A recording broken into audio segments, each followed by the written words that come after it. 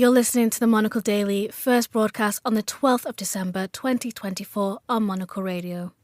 South Korea's embattled president gets ever closer to hurling roof slates at police. Do the UK's voters perhaps now think Brexit wasn't as bright an idea as it may have seemed at the time? And how big a whoop is being Time magazine's Person of the Year really? I'm Andrew Muller. The Monocle Daily starts now.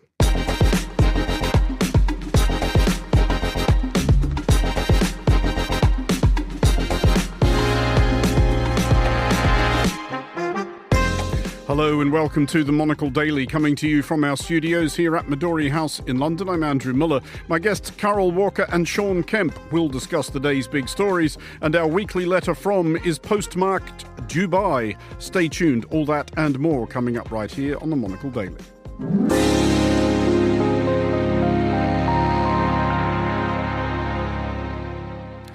This is the Monocle Daily. I'm Andrew Muller, and I am joined today by Carol Walker, Times radio presenter, political commentator and former BBC correspondent, and by Sean Kemp, a political strategist and former advisor to the Liberal Democrats during their time in government circa 2010 to 2015. Hello to you both. Hello. Thanks for that warm welcome.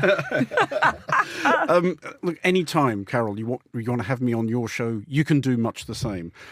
Sean, first of all, welcome back to the show. It has been ages, and you arrive on a day on which people who now do the job you used to do in Downing Street will be grappling with sandwiches. How are you reading the Leader of the Opposition's sandwich discourse? I'm enormously enjoying the homepage of the BBC having Keir Starmer's response to the Leader of the Opposition's comments about sandwiches being for wimps. It's a classic. It's a good silly season story, and I think it's a good example of what Kemi Badenoch is going to be like as Leader of the Opposition. She's done this interview.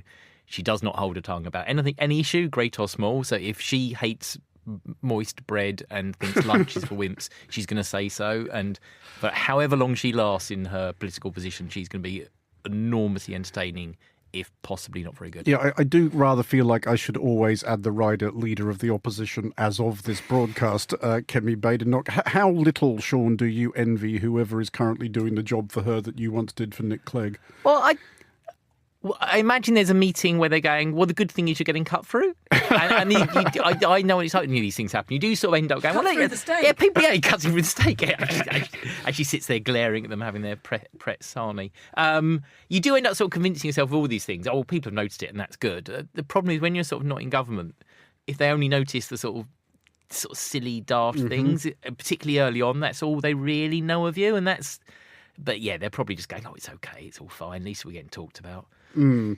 Carol, you have recently been witness to, I guess, a more serious demonstration of political manoeuvring, quite literally, in the shape of large numbers of tractors. Yeah, 500 tractors besieging Parliament yesterday here in London. They'll be delighted, actually, to have heard that Kemi Badenoch, the Leader of the Opposition, whilst she says that she hates sandwiches and moist bread, she does like a steak for lunch. So they'll be very Not for pleased breakfast, to have heard apparently.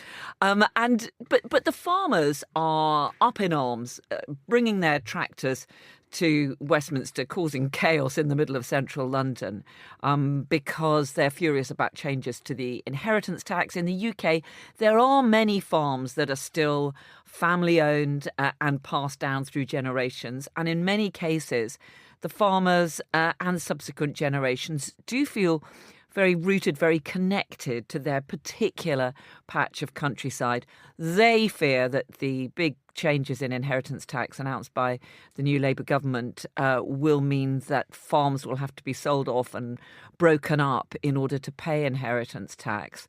And they're threatening that unless the government listens to them, they're going to start taking a leaf out of the French farmers' books and staging protests that do more than bring the traffic to a standstill. So I think this is one to watch for a Labour government that won this landslide, having won lots of rural seats that it's never represented in the past. past. Well, we may well be coming back to that story in coming days, but for now we will start in South Korea, where noises are emanating from the office of President Yoon Suk-yeol, evocative of filing cabinets being pushed up against the door. President Yoon has made another surprise television address. Recent history teaches us that these always go absolutely excellently, and while he did not on this occasion attempt to declare martial law to widespread bewilderment, he did double down vis-à-vis the righteousness of last week's attempt and forswore to fight to the end, even if impeached by Parliament this weekend. Sean, as we have made clear to our listeners, you were at one point an advisor to people in high public office. Were you advising President Yoon at this point? What would you be advising him? Yeah, could you please unlock the door and let me into the room, please? 2 weeks. I suspect he's beyond the sage advice of people like myself at this point. I think it's a little bit sound and fury at this point. I think he's making all these noises, wait for the impeachment vote. And as long as the process actually happens, the constitutional process of what they can do to impeach him and stop him actually having setting up military rule again, in a sense, I think what he says doesn't actually matter. I know it sounds a strange thing to say about a president of a country, but actually if the process works in the long run, politically and all the rest of it, it's kind of, he's going to let off steam. It's going to be a bit mad and uncomfortable, but they can probably get through it. In terms of what my advice would be, my advice would have been, please invent a time machine and don't do the insane thing you did. But I mean, that's a little bit too late for that. Well, yeah, that I guess is the question at this point. If you are him or in his camp, Carol, what he can possibly see from here as a good outcome from his perspective. Yeah, maybe to escape without being lynched by his people. Look, this is a leader whose days in power are clearly numbered. And like rather too many world leaders, he's been a bit slow to actually realise that. For people listening who don't perhaps remember, he did briefly, as an act of desperation, declare martial law. And only when the crowds were gathering, Parliament was in uproar, did he realise that perhaps he might have overstepped the mark, particularly in a country where it's only a matter of about 35 years or so since it was actually living under martial law. So there are people there who can remember what it was like and were really shaken by that announcement. Now, he has already, he lost a massive parliamentary landslide earlier in the year because he's so unpopular. He managed to survive a previous attempt to impeach him because his MPs stayed loyal and boycotted the vote. But you have to think that it's surely just a matter of time before even his own party realise that probably the time has come to stop trying to prop up this hugely unpopular leader who has really annoyed all the opposition parties, several in his own party, a great many of his people, and South Korea's allies in the West. Yeah, Carol, I will come back to the question of South Korea's allies, but Sean, again, returning to your own experience of having to advise people in high public office, and to the best of my knowledge, nobody you ever worked for rolled into work one day and said... I can't stress enough that no one I advised ever attempted to form a military coup. Lads, I've got an idea. Let's call out the army against the parliament. But how much of the job of a person in that role, even if they are, dealing with somebody a little more composed, consists of trying to find ways to say to them, no, please don't do this? Well, I think a lot. I mean, it depends on the sort of politician, obviously, in all these cases. But quite a lot of the time, the job is to try to stop people doing things that you would consider daft. Daft is an incredibly minor word to describe what's happening in South Korea, obviously. But you have to remember that for politicians, it becomes it's obviously personal. It's very easy to advise, don't do that, and it doesn't matter what people are saying, and I know you're frustrated or whatever. But for someone who it is their entire life and it is dominating every waking second they have, sometimes, they do need to get reasoned and it's their place in history. And it's how you're going to be remembered. And you know that it's going to be in your obituaries and 30, 40, 50 years in the future. This is how people are going to talk about you. It can lead people sometimes to make irrational decisions, or certainly to want to, in moments of high emotion and high pressure, make what seem like irrational decisions. And I don't wish to sort of downplay what's happening in South Korea, but that is partly what's happened here. It's partly a decision made of emotion, because rationally, it's very hard to see it ever having. The plan is one of those plans. You just sort of go, I wish I was in the room when that was decided, because it's quite clear how it would fail and what would happen next. I think the test now is it's the impeachment vote. And like I said, does the process in South Korea actually follow? That means that this is a thing that we look back in a few months, go, okay, well, that was bad, but they rode it through and we go on.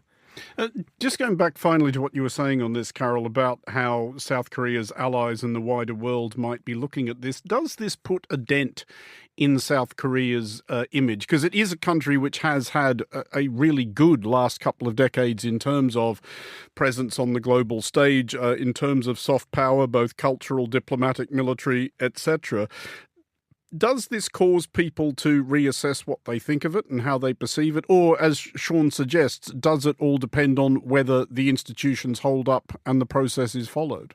Well, I think it has undoubtedly rattled many of South Korea's allies. Certainly in Britain, they looked at this with some horror, having seen South Korea as this modern, highly developed, as you say, South Korean culture is hugely influential in the UK, the US and elsewhere. And to see a leader suddenly trying to just seize dictatorial powers in that way, I think did send alarm bells ringing, because, of course, South Korea is seen as an important bulwark against the communist North Korea. It's an important ally in the region, close to all-powerful China and so on. And I think it was a reminder of the fragility of the democracy there. Now, as Sean says, if the process works, if the president is impeached, or perhaps somebody like Sean will get to him and say, listen, mate, perhaps have a look at this and think it's best to bow out gracefully. Then clearly new leadership can be found if the parliamentary democracy works, and South Korea can go about salvaging its reputation. But I think the reason why this was such a big story around the world was because it came as such a shock, and it undermined that reputation that South Korea had as this modern, high-tech, forward-looking country that was very, despite all its South Korean cultural roots, looking to the West as its allies. Well, let's look at the United Kingdom, where there appears to be a gathering appreciation that we may have passed that threshold between anticipating the benefits of Brexit arriving eventually to accepting that they're not coming at all. A new study by the European Council on Foreign Relations found startling enthusiasm in the UK for strengthened ties with Europe, including a majority of actual Brexit voters saying they could live with the return of free movement between the UK and the EU if it meant the resumption of free trade. Ditto. Sean, does this actually strike you as anything new, or are we being reminded here, thinking back 8 years, nobody actually voted for the Brexit we got? Even ardent Brexit campaigners were saying things like, only a lunatic would want to leave the single market. Nobody is talking about leaving the customs union. I'm going to confess to a colossal amount of cynicism about this poll. Firstly, because it was the case, actually, you could do polls at the time, as you say, and you could find quite a large number of people who said they were voting for Brexit who were actually quite warm to the idea of but we must stay in the single market and so on. And we're being told by people like Nigel Farage that was possible. So this isn't quite the shift, I think some people would say. Read out the name of the people who did the poll again, please. It's the European Council on Foreign Relations, Sean. So I would wonder about how some of the questions, what the preceding questions were and so on as well. Look, there's a number that I think is more, in terms of UK politics. Well, are you in favour of closer relations with the EU, or are you completely insane? Pick one.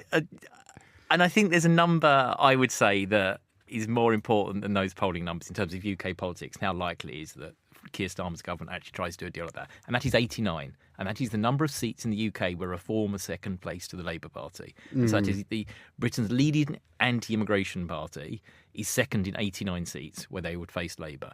And Labour MPs in those seats and others, if they were told that Keir Starmer was thinking of reopening open borders and all the rest of it, would go ballistic, because they know that for the people who really care about it, they really care about it, and it would shift a lot of votes. So do I think public opinion on Brexit has shifted a bit since Brexit? Yes. Partly because people always want to moan about the current state of play. I think people have seen that there's been an impact economically and so on. But I think the moment anything like this was potentially floated in the UK and the press got hold of it and all the noise started, you'd see those numbers shift like a drop of a hat. Carol, the ECFR, again, and there may be a certain amount of confirmation bias at work in their findings, did say that these increased feelings of warmth among the British towards their European cousins are due to the twin external pressures of Russia and Donald Trump, and this idea that Europe must come together to defend itself from potential threats in two directions. Does that sound plausible to you, or are people just annoyed about the thought of having to stand in longer queues when they go on holiday? Well, look, I share Sean's scepticism and caution about this particular poll. But there is no doubt that some of those businesses, in particular those that trade with the EU, are frustrated at the bureaucracy and the paperwork. I think most Brits have got used to having to stand in a different queue when they go to France or Spain on their holidays. But I think what is interesting is that this poll has been put out at a time that the Prime Minister, Sir Keir Starmer, is talking about his reset in relations with the EU. He's already met Ursula von der Leyen in Brussels. He's had other meetings this week. He has been absolutely adamant that there's no way that the government will accept one of the key demands from the European Union, which is this free movement of young people, allowing more of them to come to the UK. He's also been insistent that there's going to be no return to the single market or the customs union. And that is because, as Sean has rightly pointed out, the minute he suggested anything like that, there's an absolute outcry. So what we've had at the moment is a lot of rhetoric about this reset on relations with EU leaders, some interesting bilateral meetings between the Prime Minister and European leaders. But the actual change in relations is pretty minimal so far. And the sorts of things that they're actually talking about is maybe a bit of a change to the trading rules when it comes to imports and exports of meat and that sort of thing. Maybe mutual recognition of professional standards. This is not anything close to a significant shift. And indeed, in his big Foreign Affairs speech last week, Keir Starmer was at pains to say, look, this idea that we've got to choose and either have warmer relations with the EU or with the US under the incoming Donald Trump, who I know we're all going to be talking about in a minute, that's a false choice. He reckons Britain can do both. Can he? He can probably just about sit on the fence for quite a long time to come. And I think that's actually what's going to be going on here. Sean, I have registered the panel's scepticism about this particular survey. But nevertheless, according to the same survey, if you look at absolutely everybody in Britain, 68% overall in favour of the single market / free movement trade-off. Are there imaginable numbers which could, notwithstanding the threat of reform, lead a Labour government or a Labour Party to start thinking, maybe this is something we need to get into? I think the polling numbers would have to be through the roof. And they would have to be through the roof. What is through the roof as a political operative? I would say I would want to be getting 70%, and I would want to be getting it in polls that I'd run as the Labour Party, not polls run by organisations who are demonstrably pro-European. And I would want that to be the case in key target constituencies as well. The amount of polling and testing they would have to do before they were confident about making any kind of move like that would be, I think you do almost like a year's worth of polling and focus grouping, and you wouldn't do it until after the next election. It'd be very much a second term issue. You'd have to be so confident. And if I could just add one small rider, I think one of the reasons that people are feeling a little bit disillusioned about Brexit is that since we left the European Union, the issue of immigration has become a bigger and bigger concern. When, of course, one of the Brexiteers' big arguments is it'll mean we can control our borders. Doesn't really seem to have panned out properly. So, that just reinforces the point that Sean was making. Well, to Australia now, and the latest step in what appears an incremental and frankly overdue program to unplug the internet. Following the banishment of under-16s from social media, Australia now proposes to tax large digital platforms and search engines until or unless they agree to share some of their revenue with Australian media organisations. That is, to actually pay the people who create the content from which the tech companies profit. Zany. The Australian government has stressed that this is not a revenue-raising racket on their part. Indeed, Assistant Treasurer Stephen Jones has stressed his hope that it will raise no revenue whatsoever once the tech giants take the hint and start splitting their loot. Carol, I'm obviously biased. I work in the media. I find it quite hard to muster an argument against this. I think it sounds like a brilliant idea. I mean, the Australian government is clearly being much, much bolder in standing up to the tech companies, certainly than the governments here or in the United States. We know that it's incredibly difficult for what used to be called the mainstream media, serious journalists, to still make a living, make a profit, to carry on doing the proper work of journalism when they're up against these big platforms that are peddling all kinds of different ideas, notions, conspiracy theories.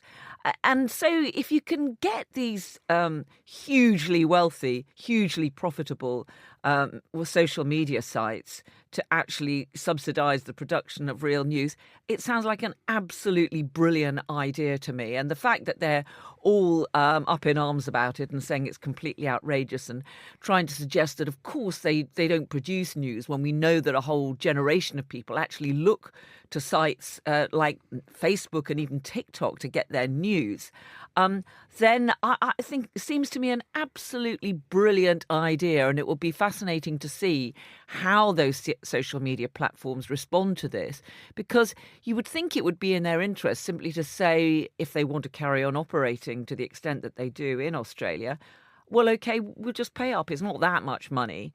And we might as well just do it and look generous and look as though we care about real news. So the trouble is, that from their perspective, of course, it may well be a lot of money if everybody else thinks, gosh, what a good idea. But Sean, is there not an argument that can or should be made to the platforms that this does kind of work for everybody because it funds better content, which ideally will draw more people to your sites? Yes, but I think I genuinely think a lot of those platforms, and I know certainly you two will roll your eyes and say it's disingenuous, but just because from their perspective would be, well, we're not a news first platform. They're not that worried about news.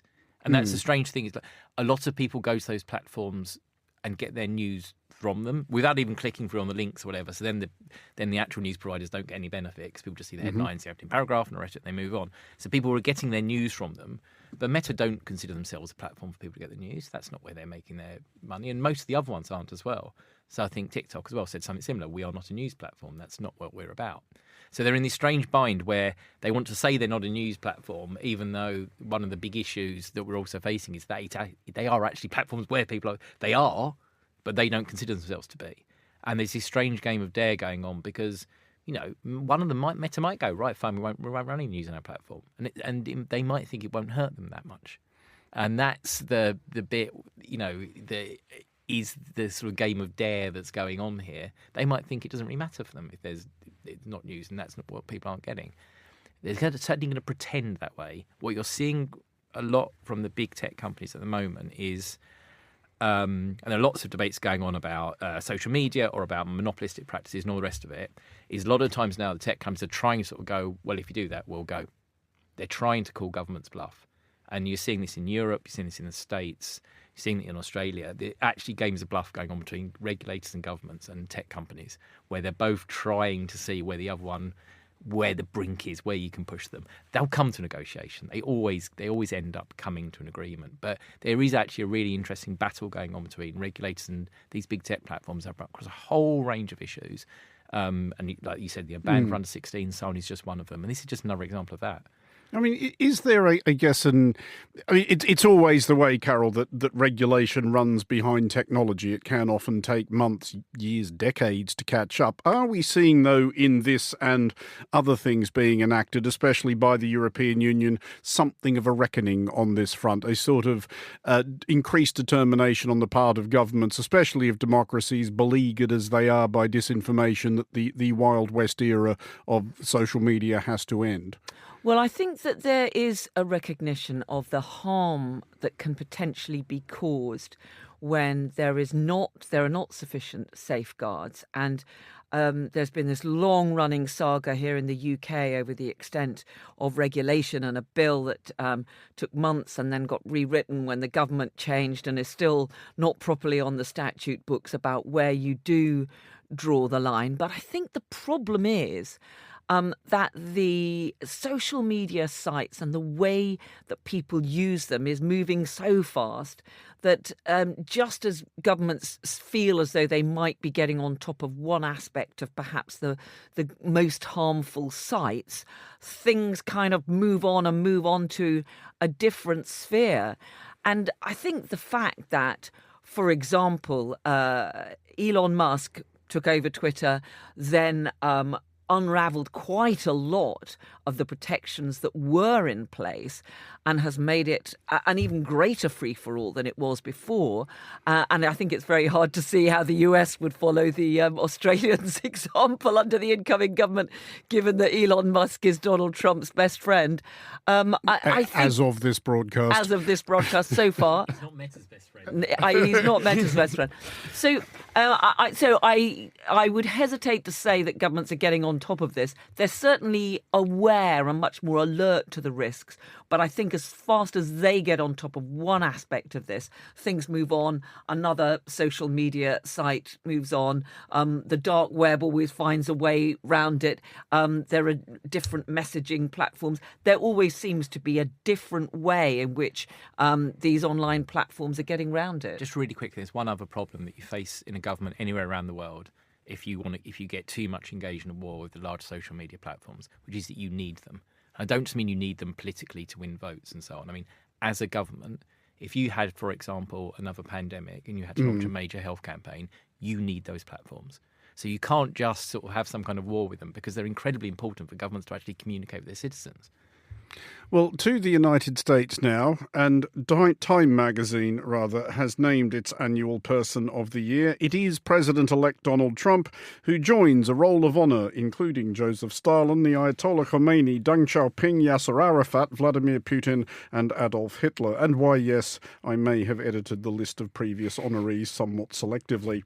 It is the second time Trump has been named Person of the Year by Time, which means it is the second occasion that we can enjoy recalling that as recently as 2017 in several Trump properties hung fake Time magazine covers adorned with Trump's glowering visage. Carol, do you get the impression that anybody anywhere in the world is half as excited by this as Donald Trump appears to be? Look, this is absolutely, I mean, for Donald Trump absolutely loves this stuff, doesn't he? I mean, you do get the sense that so much of what he does is designed to produce that image. You know, he was there for the reopening of the Notre Dame Cathedral with President Macron because, you know, I mean, how good does that look on your social media feeds? And if he could put out, look, Time magazine is here saying that I'm the Person of the Year, then that just reinforces his own sense of his own importance. Look, these things don't really matter in the global sense. Except that I think anyone who looked at this would say, well, how could you argue against this? Clearly, Donald Trump's imminent return to the White House is one of the most extraordinary comebacks that we have seen. And the effect of his return to power, even before he's actually inaugurated in January, is really reverberating around the world. The European Union is scrabbling around thinking how it's going to deal with Trump Mark II. The government here in the UK have been hastily trying to make up for all the rude things which the Prime Minister and his Foreign Secretary said about Trump. In Ukraine, the whole international perspective on Ukraine, the possibility of negotiations, has already taken on a far more momentum since Donald Trump suggested that he was going to solve it and negotiations. So he's already had a huge effect on so many different aspects of global life that on this... well, you'd have to say that. I mean, Time magazine's got a point, and for Donald Trump, it's going to be another great shot for him to have, but hard to argue against whatever the particular criteria are for this award. Well, pretty much everything you've said, of course, does apply to pretty much any occupant of the position of President of the United States, at which point, folks, it's pub quiz time. Only one post-World War II President of the United States has not been Time magazine's Person of the Year. Does anyone want to name them? Ford. It was Ford. Oh, well done. Very I'm getting well you done. on my pub quiz too. Very well Time done. magazine exists purely as a forum for doing this once a year. No one ever pays Basically. any other attention to it at all, do they? Not really, no. So if we are of a mind that at least, our guess is as good as anybody else's, if not Donald Trump, I will ask you each in turn. Carol, first of all, who would you have given it to? Well, because I focus on UK politics a lot, I would give it to Nigel Farage, and not just because he's a mate of Donald Trump's. I'd just ask our listeners to address all angry emails to Carol Walker personally, not Monocle as an organisation. This is because of his effect on politics rather than anything to do with his politics or whether or not I agree with them. It is about his effect on British politics, and we touched on this in our previous conversation. Reform only won 5 seats at the last British election, but as Sean mentioned, they were second in 98 seats. One analysis suggested that the Reform Party probably cost the Conservative Party between 150 and 170 seats at the last election by splitting the right-wing vote. At a recent awards ceremony, Nigel Farage talked about the political earthquake that was coming, which had many representatives of the other parties looking in silence at their shoelaces.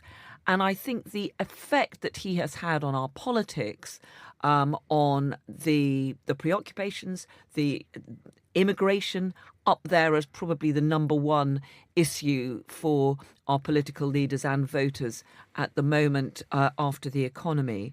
And I think the effect that he has had in handing Labour that landslide victory and shaping our political discourse would be why I'd give it to him this year. And I'm sure he'd be absolutely delighted to have his face on the front of He'd Time. be insufferable. Sean, who would you select? I'm going to disgrace myself with some terrible pronunciation. But Go I think on. Gisèle Pellicot, the French woman in the rape trial, Indeed. who I think has demonstrated unbelievable bravery and has highlighted a cultural issue around the world. I might be a worthy answer, but I think she deserves it a lot more than Donald Trump. I find that difficult to dispute. Sean Kemp and Carol Walker, thank you both for joining us. Finally, on today's show, it is Thursday after all, which means it is time for our weekly segment, A Letter From. And here is Monocle's Monica Lillis with a letter from Dubai.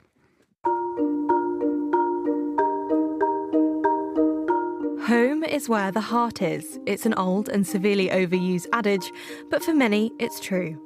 And for plenty of my international colleagues here at Monocle, the heart is split into a few places.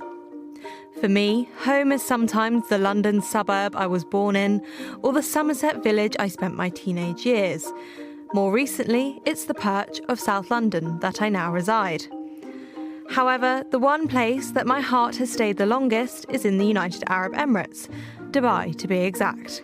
The desert metropolis of Dubai is somewhere I've called home, at least partially, for the best part of 30 years.